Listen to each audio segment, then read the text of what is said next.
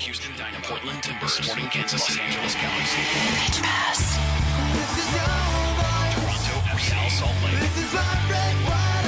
Chicago Fire, Columbus Crew, FC Dallas, New York Red Bulls. Pitch Pass, your all-access credential to the people that matter in MLS. Here's your host, Greg Roach. Hello and welcome to Pitch Pass. Thank you very much for downloading the episode, and thank you very much in advance for spreading the word about the show, because I know you will. You'll listen to this and you'll go, this is awesome. I should tell all of my MLS friends about this show. And that's what you'll do. And then you'll tell them to go to pitchpass.com to get more information, or maybe follow us on Twitter at PitchPass. We have one guest today, and it's one of my favorite guests to have on because it's just very easy to talk to him, very easy to hear his explanations on things. He just knows how to explain things to a 5-year-old, and I am a 5-year-old when it comes to tactics and things like that. So we bring in Sports Illustrated's very own Brian Straus for today's show. Brian, how are you, man? Man, it's been so long. I'm good. I was glad to be back. I'm sorry I have not been neglecting you on purpose. Well, you're a huge superstar now in the United States soccer writing world. So I'm just glad to get you. When I get you, I'm happy. The third biggest fish in the tiniest fishbowl ever. Well, I feel like we could talk about national team rosters were released as we are recording this. I feel like we could talk about that for an hour. So let's start in MLS, and then we'll finish there, and we can go as long as we want. So let me start at the top with you, Brian. We talked about Houston last week with Sebi, so we won't go there. How much stock are you putting into TFC's start, considering, I don't want to say the opposition, but considering the opposition, not first match, but especially home opener match? Yeah, I was lucky to be there. It was really cool to sort of get a sense of the genuine buzz and excitement that exists around that club. And I know that sounds like a cliche. I can hear myself saying it, sort of cringing, but you got to realize, I mean, you do, how unwatchably terrible they've been for so long, and how decision after decision, coach after coach, GM after technical director, everything was a fiasco, and they couldn't get anything right. And the entire culture of that club has changed. I mean, starting with bringing Tim Leiweke into Maple Leaf Sports and Entertainment. I had the good fortune of interviewing him in his office when I was up in Toronto, and I got to tell you, man, this office is like a hall of fame. Like, someone said to me something like the nice thing about Tim is that he doesn't try to big time you. And I'm like, big time you? Like, you walk into his office, there's a Stanley Cup, there's Shaq's sneaker, there's a signed letter from Barack Obama on the wall. Like, this guy doesn't, like, I'm sure there was like an Oscar behind a picture frame. Like, this guy doesn't have to big time you. I mean, he is a force of nature, and what he has done to sort of change the culture there has been immense. At the same time, I think they really do have their heads screwed on straight. They get the fact that you need a supporting cast. You know, I mean, L.A. surely was Beckham, Donovan, and Keane, but they were also McGee and Donovan and Gonzalez and De La Garza and Juninho and et cetera, et cetera. And they don't really have all of that in place yet in Toronto, and they know it's going to take a year or two to get there. And so it seems like they're on the right track. It seems like they're realistic, but people are genuinely excited. So between the two teams I'm going to ask you about, I'll ask you a follow-up to what you just said, which kind of relates to both teams. Even as late as last fall, when the rumors were going around that they were gonna bring in a DP, and Leiweke kind of went out and said, we're bringing in a DP. It's a high-priced DP. And then rumors started to float around. But behind your back, you're still snickering going, oh, TFC. They're doing TFC things all over again. Now you're talking about a culture change and how everything has dramatically shifted. How were they able to do this culture change so quickly? I just want to say, by the way, that it was really disturbing seeing the Stanley Cup in Leiweke's office. And obviously he got it from when he was with the Kings and Anschutz, and it was huge. I mean, it wasn't like life-size Stanley Cup, but it was like 2/3 size Stanley Cup. Yeah. It was all engraved and shiny, and I know the Caps are never going to win one, and it makes me so sad. And it's like, how you're not supposed to touch you're not supposed to touch the cup, right? And it wasn't even the real cup, and I wanted just to like rub up against it a little bit. And I knew I couldn't. And even thinking about it now, I'm kind of stressed out because being a Caps fan is so miserable.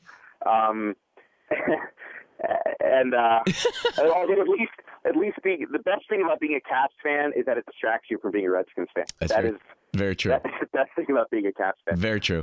The way Laiuki was able to do it was because he could, he's a proverbial guy who could sell snow to an Eskimo, and he convinced Maple Leaf Sports to go big or go home. I mean, Danny Kouvermans is not the sort of DP they were after. No disrespect to Danny Kouvermans. I mean, he said we have to go. We have to rethink what sort of DPs we're talking about here. What sort of? I mean, they went after Dempsey too. Don't forget that. And machinations ensued, and he wound up in Seattle. But he can. The easiest way to answer that question is that he convinced them that they had to rethink what they thought about what an MLS DP was and what it could be. And obviously the best guy to make that case is the guy who signed David Beckham. So he said that he convinced Maple Leaf Sports that they needed a big-time investment to sort of turn the tide, and that he was willing to – I get the sense that he was willing to accept responsibility. He was willing to, fail, so to speak, to make the changes he thought he needed to make. And Bradley is such a transcendent personality that he's the sort of guy that is going to change the culture on the field. I'm sure he already has. He's simply the sort of player who's going to exude the kind of intangibles that losers need to become winners, which is fascinating because Bradley's never actually won anything at the club level. And the fact that he, despite that, still sort of gets all the intangibles right and still carries himself like a winner says a lot about the guy. It's really impressive, and things are already changing there. So that's the answer, is that Laiuki convinced them that, we're not going after Mista. We're not going after Kouvermans. We're going after big names. You need to start thinking big, and that's what changed. By the way, as an aside, Brian, yeah. As a DC United fan, I would kill to have Danny Kouvermans as a DP in the form he was in when he first came over, pre-injuries. You know what I'm saying. I mean, I know what you're saying, and I agree with what you're saying. Not for Branko Bosković's. He was a luxurious player. He was such a luxury. He was silky. He was so silky. Luxurious. I am not ready. Look, I am not ready to write off the EJ. I don't even want to talk about it. I don't even talk about it. They looked. Look, from game 1 to game 2, dramatic improvement. That's all I got to say. How much stock are you putting into that pitch that everybody's talking about? Was it in horrific condition, or was it just in a, it was in a almost Arctic Circle type region, and we were supposed to have grass in mid-March condition? You got to remember that we're in a couple people asked me about the atmosphere. We're watching in I may as well be watching that game inside the vault from Ocean's 11. You have to understand that. All right, we are in a hermetically sealed press box. They may have to pressurize the thing like an airplane. Like I don't know. I didn't go. I suppose I could get off my ass and go down to the pitch, but I didn't do it. I was going to say there is such a thing as walking down. You have the credential. You could have gotten onto the field if you'd wanted to. Yeah, but the free barbecue. It's true. It's true. There is. Here's the thing: is Toronto? It was shitty, and Toronto knew it was shitty. There was a terrible winter up there. I don't know why they didn't cover it with, whatever it is you cover a field with. This is not one of my soccer nerdy obsessions, field conditions, but it was terrible. And I think it almost in a way, and I don't want to sound cynical. I don't want to sound like this is gamesmanship. I have no doubt that Toronto doesn't want to risk injuries to its $100 million players and would rather have a perfect field in order to showcase their abilities.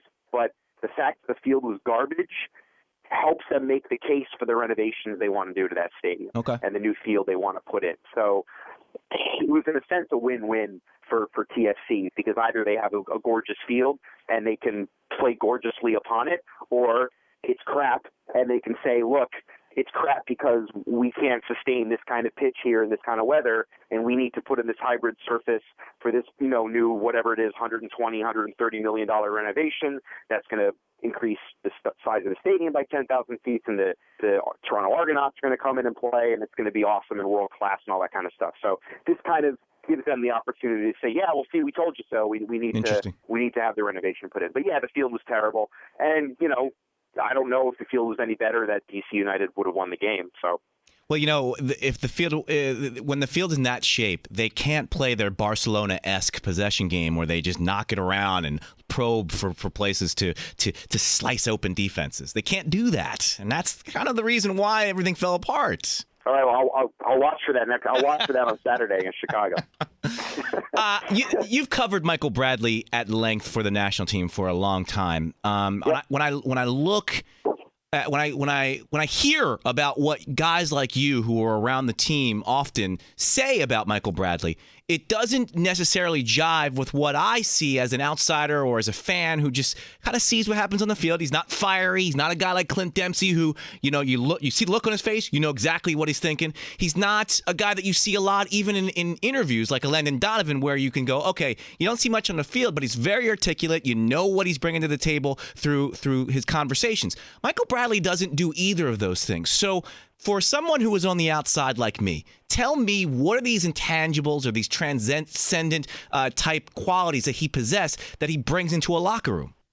Well, I'm not going to I'm not going to give away all of the stuff I'm working on right here. Well, no, of course. As much as I love you. Of course. I got to keep some of this for Sports Illustrated. First of all, Michael is doing a lot more interviews and has become a lot more comfortable with the media and embracing sort of the spokesman's role. I mean, it's his evolution in that regard has been pretty dramatic and pretty fun to watch. And it's no secret that a few years ago, you'd avoid Michael after a game, especially after a loss, especially if you didn't play well. I mean, he could really be challenging and even surly sometimes. And now I think there's a pretty high confidence among all of us that are sort of, down in the mix zone trying to carve out a little space for ourselves that win or lose, Michael will explain what happened, talk about the team, talk about the game, do so with in his measured way that we all know, but do it with class and with clarity, and a lot of that's just growing up. I mean, he's 26 now, which means 4 years ago he was 22. Yeah. And, asking a 20 to 22-year-old, whose dad happens to be the coach and who's playing under a lot of pressure to do some of that stuff, it was a lot to ask. And so I certainly don't blame him, but it's been cool watching him sort of grow and mature in that sense. In everything else, he's simply a guy who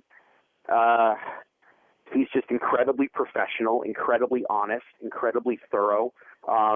He doesn't cut corners. He absolutely loves to play. And I know, again, that sounds like a cliche, but he really, really can't imagine himself doing anything else. He puts everything he has to himself into getting better. And I think that's just the sort of thing that rubs off on people. And it's rubbed off on the national team. It's rubbed off already on Toronto FC. And you'll have to read Sports Illustrated to get the rest. Well, and I'm glad that, hopefully that's a tease that you're giving us, that you are working on one of these fantastic columns that you put together for Sports Illustrated. And hopefully it is hey, this is the Michael Bradley that everybody who sees him every day sees, that maybe the public doesn't see every day. Well, I think the public will see more of that. I think he's already started to do a bit more media. I think perhaps he and Jermaine Defoe are perhaps doing a little bit more than Ryan Nelson would like.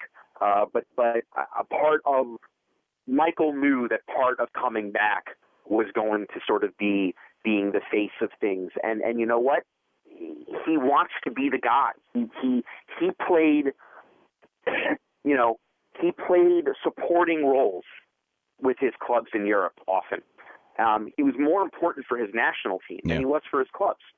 And he wanted to be the guy at his club. He wanted to be the player who, linked things on the field, who dictated the flow of play, who set the tempo, who was the on-field leader and the on-field sort of guide for his team. And he's getting that chance in Toronto. He knew that with that was going to come the responsibility to, deal with people like me. So he's doing it. He's doing a great job. The TFC last year, I don't want to say got off to a hot start, but they got off to a solid start, especially considering where they ended up. And it was almost solely on the back of an in-form Robert Earnshaw. Jermaine Defoe is Robert Earnshaw times 100, and this team is better. It's got to be at least, no matter what you're feeling about the supporting cast around the DPs, Jermaine Defoe came to play, and that's a great thing for MLS. Yeah, Defoe's movement is great. I mean, just the way he finds little schemes in the penalty area is so much fun to watch. And Gilberto is good. I mean, now granted, he was playing. He was going up against Christian from DC, who I'm not sure realizes he's a defender. But Gilberto, the way he attacks people with the ball, the way he, quickly, not only takes space, goes to defenders, but does so with his head up and creates and forces guys to move and forces defenders to make tough decisions, opening up space for teammates, laying the ball off. He's not selfish. I don't know how he's going to do against, Kansas City and Salt Lake, but against DC, he looked pretty dangerous, and he'd only been with the team for a few days at that point. So, again, the core, a good core is in place. Daniil Henry is, 20, 21, a young center back. Julio Cesar, they love him there. They say he's already been sort of a great locker room guy and a great addition in goal. So you've got a core in place, and now Toronto is going to have to exercise a little patience and make some smart decisions and put a couple more pieces around these guys, because that's obviously what you need to win in MLS. You need a 1 through 11, and Kansas City had that, LA had that, and it took LA time to get that, even after Beckham and Donovan signed. So, it's going to be fun to watch. It's another storyline. And look, I mean, MLS needs to be big in Toronto. I don't know if Americans realize how big this city is, how wealthy and impactful and important this market is. It's easily a top 10 market in the U.S. if it's south of the border. It's so diverse and so dynamic and so electric. It's an awesome city. You gotta be big here. You can't just let Toronto sort of wither away back like when New York used to be withering away. And it's an important market. And so I think this is big for the league. Great point. I wanted to ask you about another team that is adjusted their culture and has hit the ground running going into the season, and that is Columbus. I love the Crew. Settle down, Brian. Jeez. Whoa. I love the Crew. Woo. How has, and again, I keep alluding to the team, even though I don't want to talk about the team, but how has a team like Columbus done pretty much the same as what DC United has done, and yet has had no problems gelling quickly, assimilating the new guys in quickly, and hitting the ground quickly? Is it just Berhalter and having Higuain on the team that is the difference, or is there something really, really nice and cool and kind of special going on in Columbus? I would say there's a lot of different things, and that starts with ownership. I mean, it starts with a guy like Anthony Precourt, who is really, really engaged, really hands-on. Now, look, some hands-on owners are great. Some hands-on owners are terrible. I mean, being hands-on in and of itself, doesn't prove anything. But, and obviously I'm sure you'll want to talk about this, but this whole TV deal has been a bit of a fiasco. But beside that, since Precourt took over last June or July, I can't remember when it was, he has really generated a lot of goodwill, really made a lot of needed and even somewhat ambitious changes to that club that has galvanized the fan base that was sort of falling asleep under the Hunt regime. And so you're then talking about a culture that is starting with an owner who is ambitious, who wants to spend money, and who wants to be there and wants to sort of watch over things himself. And you contrast that with DC, where you have Jason Levian, who is really kind of focused on the stadium. I mean, that's he does two things. He runs the Memphis Grizzlies, and he tries to get a stadium for DC United. That's what he does. And then you have Eric Toe here, who I have no idea what he does, but it's not here. So there's a big difference. There's a big difference that starts with ownership culture for both these teams. I'm not saying that one is better or worse. I'm just saying that explains, some of the profound change that we can sense with the Columbus Crew. Obviously, the second is Greg Berhalter, who has just really, really ingratiated himself with that locker room. I think things were starting to sort of get a little sloppy under Varzia. He'd been there a long time, and you know how it is. You're listening to the same coach over and over, year after year, and things aren't meticulous. The details get overlooked. It's just the way it happens. And they were telling me about how when they came in for the first day of preseason camp, Berhalter had all of they went, instead of meeting in the locker room, they met in like the season ticket holders club or whatever like that. And Berhalter had all of their initials ironed on to all of their gear, and it was all arranged in neat piles. And the players just were like, wow, like this is an attention to detail we haven't had. And it doesn't sound like much, but it starts with little things like that. And then obviously going out and getting Michael Parkhurst, who will fill in Columbus the role perhaps that Bradley will fill in Toronto, which is sort of an extension of a coach on the field, a guy who understands the system, who's a good leader, who's a good role model, who's got experience. And then you've got Higuain, who's obviously a much better player than anyone United can put on the field. So there you have it. You're 2-0. Break down the TV deal thing for people on the outside, myself included. I don't know if I can. I mean, I'm not. What does that mean? call Adam. I don't know, man. I don't, cause I can't be all things to all people. I mean, call Adam Jardy. I mean, it's a deal that is exclusive to Time Warner Cable in Ohio, and I guess there's actual competition in Ohio for cable, and not everyone has Time Warner. So obviously, a lot of fans who don't have Time Warner are upset that either they have to somehow get Time Warner or they can't watch the games. See, that was a simple breakdown, Brian. That's really all I needed was the nuts and bolts. You didn't have to take me behind the scenes. You're not behind the scenes. You're 1,000 miles away. So anyway, there were also some blackout issues and things like that. And the interesting thing, I think to me, the interesting thing is that this was Precourt's first. This was the first misstep. Yes. This was. I mean, you got to also remember he's paid for stadium upgrades. They've added new seating. They put in a video board. They remodeled the locker rooms in both the stadium and in their training facility. He's already started to put his money where his mouth is, and everyone was fired up. And then this sort of came on and threw everyone for a loop and pissed a lot of people off. And this was Precourt's first experiences as the enemy, first experience as an owner when the fans are sort of, with the pitchforks and torches, I guess, on Twitter, because that doesn't really happen in this country in real life. Mark McCullers was separated from his job this week. I understand that this was not because of the TV deal, but the TV deal didn't help. Let's put it that way.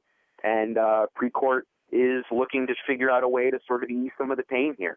So it's a growing experience. It's part of the evolution. They're not going to get everything right. But again, you're talking about a club that's, they're going to get a new logo next year. They're going to finally get rid of the silly construction workers. And you're talking about a club that's on the verge of building an identity, which can be done in a small market. I mean, Portland is a small market. Salt Lake is a small market. Kansas City is a small market. And these are MLS powerhouses that don't have – Kansas City has one DP, right? Portland has one DP. RSL has two, but neither of them make $500,000 a year. I mean, you can build a good MLS team without just throwing money in the air, and there's no reason it can't happen in Columbus. Thank you, Brian, for talking about that with us. I just want you to know that when Jardy comes on, we usually talk about music, so we don't have enough time to talk about blackouts and TV deals. I'm sorry. Does he have better taste in music than me? He's got really good taste in music. Really good taste in music? He might have better taste in music than me, and I play music for a living, so that's how good his music taste is. I don't listen to anything. Everything I listened to was made in 1997. Before we move on to the national team, I just want just brief thoughts. Your thoughts on the NYCFC logo. Like it? Don't like it? What? It's fine. I mean, it's fine. Yeah. I don't know what else to say. I mean, I get into this stuff and tweet about it a lot. I mean, it's it's not risky. Let's put it that way. I mean, I saw some mock-ups on. I saw one mock-up that someone did where the badge was shaped with the contours like the top of the Chrysler Building, and it was gorgeous, and it had a bridge in it. And I'm thinking like that was a daring sort of. That was like a really bold badge that was going to take some risk. I thought it worked. I thought it was beautiful, but I understand they wanted to go a little bit of conservative. If you think about the other logos of the other New York sports teams, they're all pretty conservative. Yeah. There's no bells and whistles in the Rangers logo or the Giants logo or the Yankees NY. I mean, they're all pretty simple. So in that sense, it follows the sporting tradition in the city. It uses the city colors, says the name of the team on it. I'm cool with it. It's fine. Yeah, I actually do like the fact that it does have an old school feel to it, because just like you said, like with the Knicks and the Yankees, they all have that kind of early 20th century vibe to them, and so it would fit in nicely. Now, we saw a lot of pretty pictures from Miami.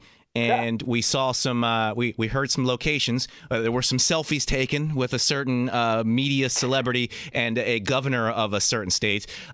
Does all of this mean that the stadium's going to start being built tomorrow? No. The reaction to Beckham is really hysterical, though. If and when I ever am in his presence again, I'll have to see if I have the urge to do a selfie. I haven't so far.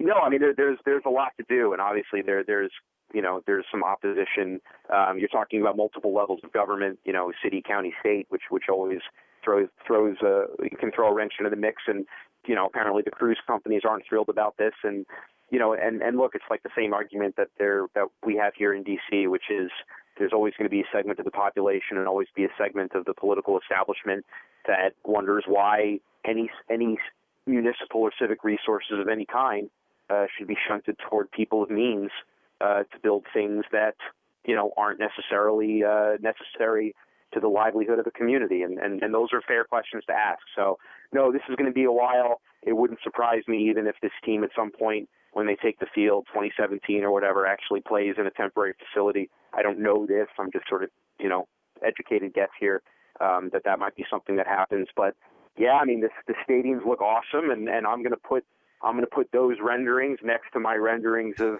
DC United's Buzzer Point Palace, and just sigh and feel good about things and pretend I live in a parallel universe. The thing that concerns me, I don't say concerns me, but the thing that I look at and I kind of roll my eyes and I go, oh, this isn't going to be easy, is there's a difference between a mover and a shaker, and a guy who gets meetings. And by that I mean there's a guy behind the scenes who is making it all happen, who is doing things, and who is locking things down. Then you get, David Beckham's going to be there. The governor of Florida, I'll show up. Let me get my selfie. But as soon as David Beckham walks out the door, it's, okay, what's next on the agenda? And then when they get home, honey, guess what? I met David Beckham today. But no real thought or action is done. It's just, I had a chance to see David Beckham. The press conference felt the same way. It was like, David Beckham walked in. Every journalist in Miami was there because David Beckham was in the room. But are they going to do anything based on David Beckham being in the room is my concern. Yeah, it's a good question. It's a good point. Betting against Beckham has not been smart in the past. He's a guy who simply seems to sort of, bend events to his will. I don't know how he does it. He is extremely handsome. Maybe I wouldn't know. Maybe there's some power associated with that. Look, I mean, the league, I like to think, I often am cynical. In this case, I'm going to try not to be, and this is the case with both NYCFC and Miami, that the league made these deals and made these arrangements and signed off on these teams, and you've got to think they wouldn't have done it unless they felt at least reasonably confident in things moving forward, right? You have to think that. It would be against the league's interests to sign off on these teams if they doubted that if they doubted the stadium prospects and doubted, the future of these organizations. So you have to assume the league is operating in its best interest. Their expansion batting average has been pretty damn good over the last few years. You sit back and you watch and you wait, and you expect it to turn out. Let's talk national team. The roster for the upcoming friendly versus Mexico was released recently. If I'm a guy who was called in, do I go in with a expectation that if I perform well, I can still make the World Cup roster? That's part one of the question. Part two is that a good thing if I am a national team supporter? Well, I would look at it the other way. I would look at it as if I don't play well, there's a good chance I won't make it. Unless, of course, unless you're Clint Dempsey or Landon or Omar, right, exactly. Right. But, I mean, look, we know who on that list. It's no secret who on that list, already has a spot on the 23, and who on that list is fighting for one. So you're Chris Wondolowski or Brad Davis or Clarence Goodson. You know that you can play your way on or play your way off. Well, but Brian, that's my question. Is everybody on that roster fighting? Take the guys who are on the roster. Everybody else, do they go in with a legitimate expectation that they are fighting for a roster spot? No, I mean I don't think DeAndre Yedlin is fighting for a roster spot. I don't think Luis Gil is fighting for a roster spot. Although interestingly, I do not believe Luis Gil is cap-tied, and Luis Gil is very good, and also I believe could play for Mexico if he wanted and if they wanted. So that's a little thing. But no, of course not. Of course they're. I mean, Yedlin is a 2018 project, right? Gill is a 2018 project. There are other guys who it's now or never. Wando, it's now or never. So, no, they're not all in the same boat, and I wouldn't expect them to be. I mean, Klinsman, can call in this number of guys, and there's no reason for him not to. So, I don't know. That's okay. Kind of the deal, and it's not a surprise. I just, when I look at the roster and I go, okay, well, is he still tinkering as we are 2 months away from World Cup? Is he still? Have you watched Josie Altidore play recently? Of course, he's still tinkering. He has to tinker. I mean, Omar Gonzalez has already had a couple of hiccups this year. I mean, this is not Italy or Spain. Yeah, he has to tinker. He has to take chances. He has to go after Julian Green, because you can't leave that option sitting on the table if it's out there. Well, that concerns me, Brian. That's my point of this whole thing. This is the whole line of questioning leads to that concerns me, that he still needs to tinker as we are this close to the World Cup. Klinsman, I don't want to say made a deal with the devil, because that sounds very sinister, and it's not like that. But Klinsman wanted to create competition for spaces. He wanted to create. Klinsman believes that is a not only a motivator, an intangible motivator, but something that actually, technically, literally makes players better, is fighting for your place, fighting to be better than the guy after you, the guy behind you, the guy ahead of you, that all of these things are a dynamic that inside of a team elevates the level of play. He believes this. This is a truism for him. So he set out to create depth at every position. Not a list of players on a depth chart, but guys who could actually come in and play if they had to at the international level. And every player you talk to on the national team agrees that has happened. The question is, as we are a few weeks out from the World Cup, less than 3 months, is did he sacrifice a core? Did he sacrifice an obvious, stable, and prepared starting 11 for that depth and for that competition? And I don't know what the answer to that question is, but that's the question that's on my mind as we head toward May and as we head toward the roster. Did he? Have we spent too much time thinking about players 10 through 20 and 20 through 30 and not enough about 1 through 10? I don't know who the 1 through 10 are right now. Aaron Johansson looks pretty good, but Josie Altidore looks pretty good playing in Holland too. Aaron Johansson also plays a position that doesn't really fit seamlessly into the tactical setup that Klinsman has been using lately. Do we roll the dice with Omar and Beasler? What do you do with Cameron? Et cetera, et cetera. You can start asking all these questions. Where does Julian Green fit in? Is he going to bump someone off the plane? There are still really, really significant questions about the starting 11, about the core of this team as we head toward Brazil. Where does Julian Green fit in, Brian? On the field? Well, let me say this. And your colleague Grant Wall articulated it very well, and other people have done it as well. Grant's articulate like that. I have no problems with the last spot on the roster being for your anointed one, as you know what, next cycle, next 2 cycles, this is our guy. So let's bring him. Man, Ronaldo Exactly. in 1994. Exactly. Brazil took Ronaldo to the U.S. in 1994. He was 17. He got a gold medal. He didn't do anything, and he became the phenomenon. Exactly. So I still remember as a kid just looking and seeing this kid in braces just sitting on the bench the entire World Cup, and boom, look what happened. He had the worst teeth. Oh. It's true. Brutal. It's true. And, he had also the worst hair as well. They really cleaned. That was also brutal. They cleaned him up before he went over to Europe. So you know what's nice. What's nice. Unlike acting, unlike music nowadays, and I know I sound old. Soccer, it's for the pretty and the ugly. It's for everybody. It's true. It's true. It's true. So anyway, I don't have a problem if Klinsmann, even if Klinsmann said, "Hey, come out, file your paperwork. I will guarantee you a spot on the World Cup roster." And if he never plays, I'm fine with that. My question is the U.S. in a situation where they can just throw a spot away on a guy who maybe in Klinsmann's mind will never, ever see the field in Brazil? You have to, because, you want to eventually build a team and build a program that can challenge for a World Cup. And if you leave talent on, look, we're trusting Klinsmann. Fans are trusting Klinsmann that this kid is as good as he thinks he is, as Klinsmann thinks he is.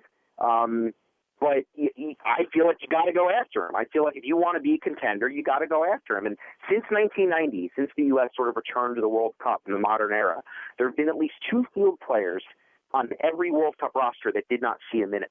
At least 2. So there is room on the 23-man roster. I mean, every World Cup, there have been at least 2 guys who didn't step on the field. So if this time one of those guys is Julian Green, and that was the price to pay for this kid to be in the system for the next 15 years, then you pay it. And Klinsmann's response to someone saying, well, what about a guy, who's busted his ass through qualifying and doesn't make the roster because of Julian Green? Klinsmann's response would be either A, well, he should have played better, he should have pushed Julian Green out, or B, this is about the team. This is about American soccer. This is about U.S. soccer. This is about the World Cup effort that's bigger than any one person. And, that's the way it goes. That's life. And so Klinsmann's not going to lose sleep over it. If he thinks that Julian Green and this program can benefit by him going to the World Cup, he'll take him. He's not going to apologize to anybody. I asked Sebastian Salazar the same question, especially because of the Brad Davis situation with him covering Brad in Houston. And, if somebody's going to get knocked off the roster, it's probably going to be a guy like Brad Davis. So when we see the starting lineup or the starting 11 against Mexico, is that going to be indicative or a telltale sign of, okay, these are the guys who... No. Klinsmann's lineups are never indicative of anything.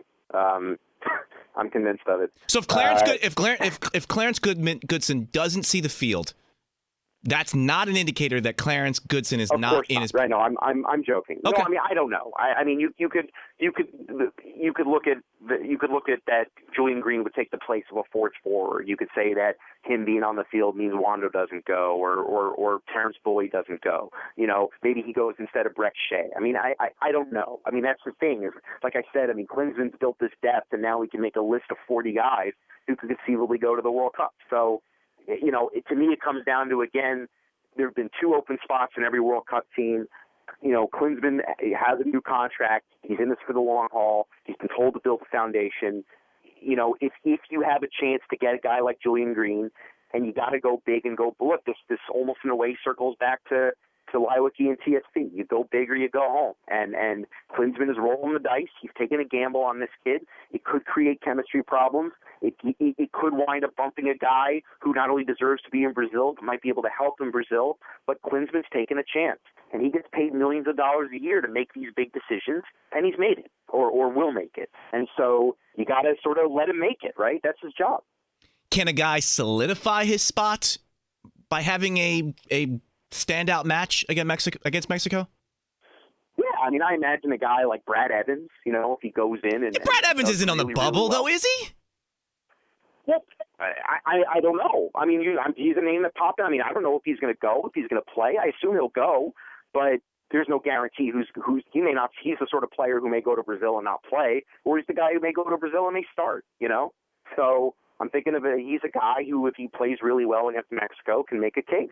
And I'm trying to think who else. The same with Beasley. Same with both potential outside backs. Fabian Johnson's another big unanswered question on this team. Where does he play?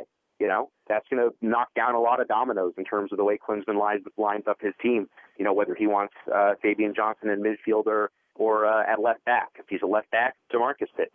If he's in midfield, can you imagine Landon Donovan not starting in a World Cup? Graham Zusi, but that's what happened.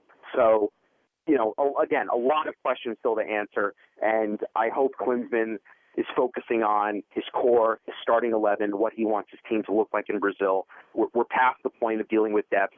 He's got to get Josie Altidore back on track. He's got to get Clint Dempsey back on track. These are the big questions right now, not who's going to be player 22 or 23. Last summer on PitchPass.com, we asked some people to put together their World Cup roster, their 23-man roster.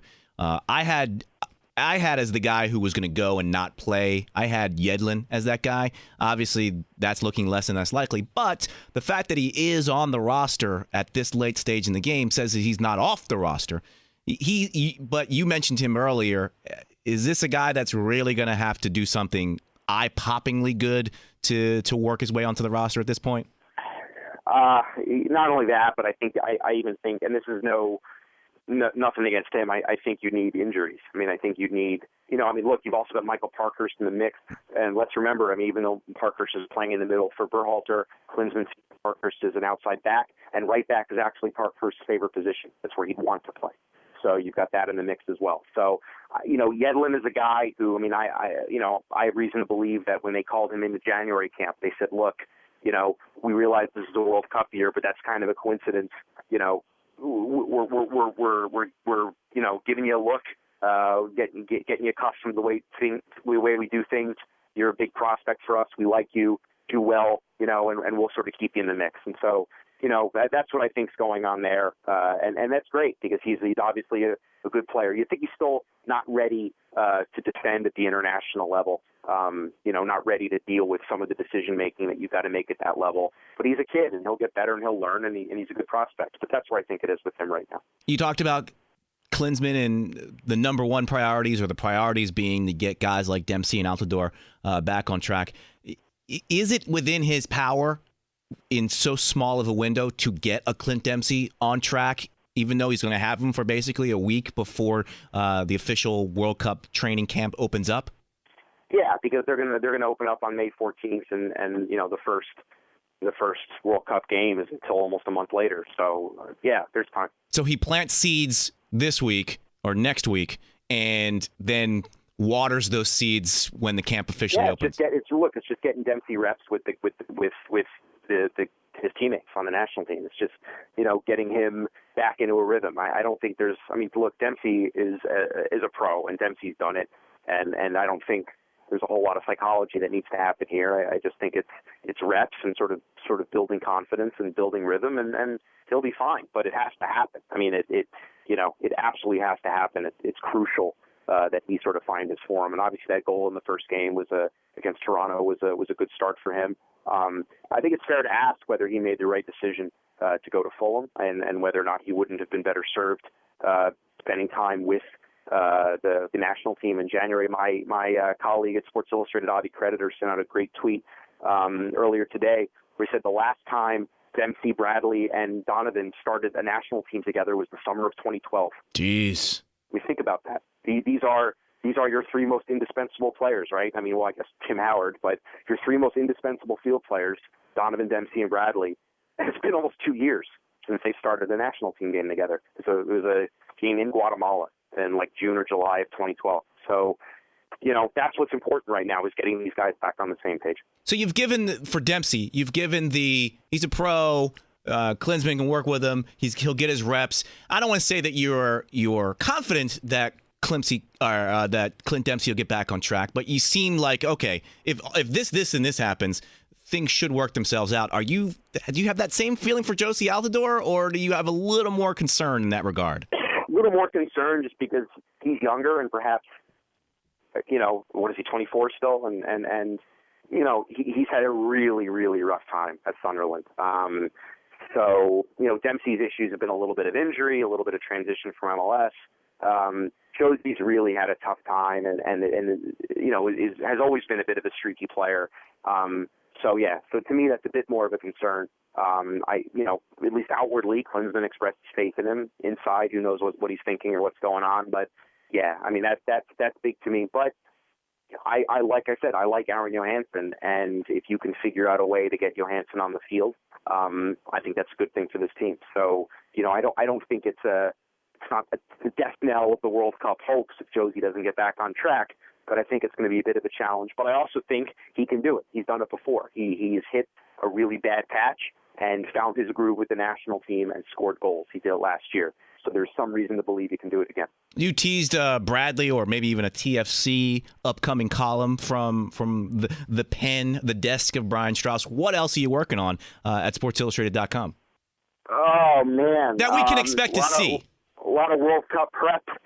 We got a fun kind of U.S. soccer kind of history thing that we're working on, and just trying to find time to get my visa and get my credentials squared away. We'll be going to Phoenix. Grant Wall and I will be going to Phoenix for the Mexico game, and then in May we've got camp in California, and so we'll be embedded there, I imagine.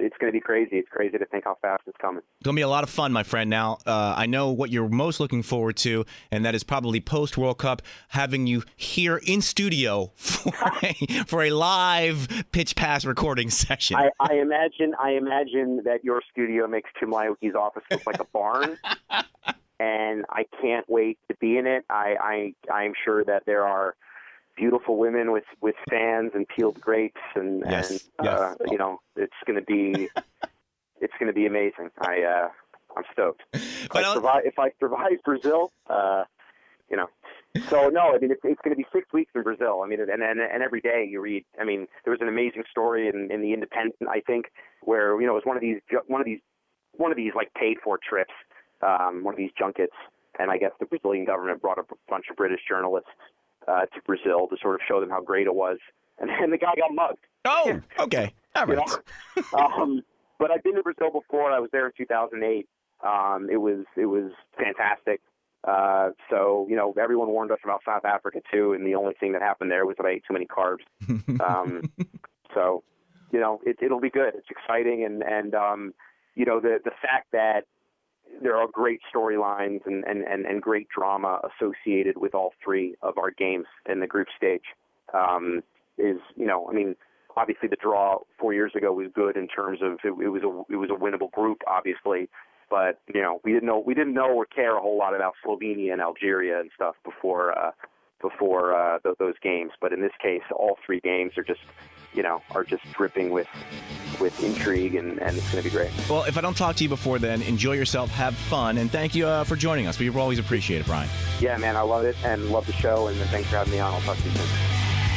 Pitch Pass. This is your voice. This is my red, white, and blue. This is my anthem to you. For more show information, go to pitchpass.com.